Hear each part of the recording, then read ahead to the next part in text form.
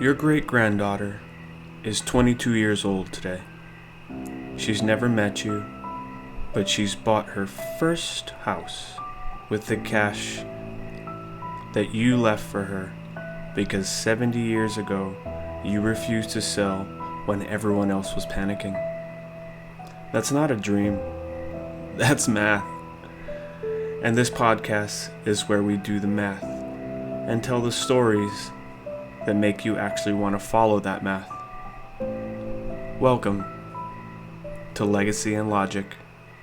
First, I'd like to tell you who this show is for, just to get it out of the way. It's for parents who lose sleep over college tuition in the future, for 30-somethings who want their future children to never have to fill out a FAFSA form, and for anyone who's tired of watching their 401k get emotionally waterboarded every time TikTok says recession.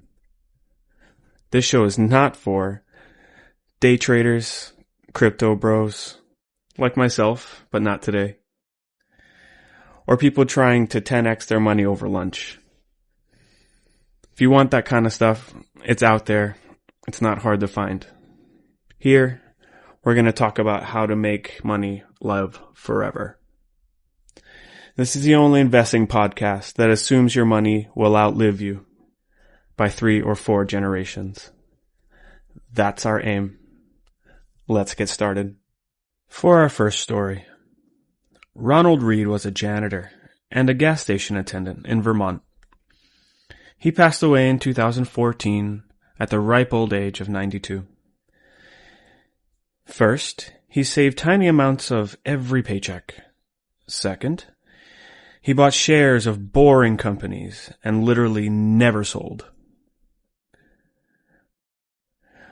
When they read his will, people thought it was a typo. $8 million. He left it to the library and the hospital in his town. They're still spending the dividends today. Same stock market you and I use. Same 401k plans. The only difference? Ronald refused to be the smartest guy in the room. Because the room was always wrong. Be Ronald in this world. Here's one immediate takeaway you can do today. Right now, open your phone. Look at your biggest investment account. If your personal rate of return is more than 1.5% lower than the funds you own, congratulations.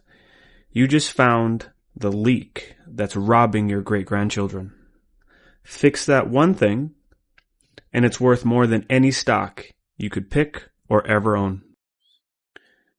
Every dollar you leave invested instead of panic selling is a love note to someone who doesn't exist yet.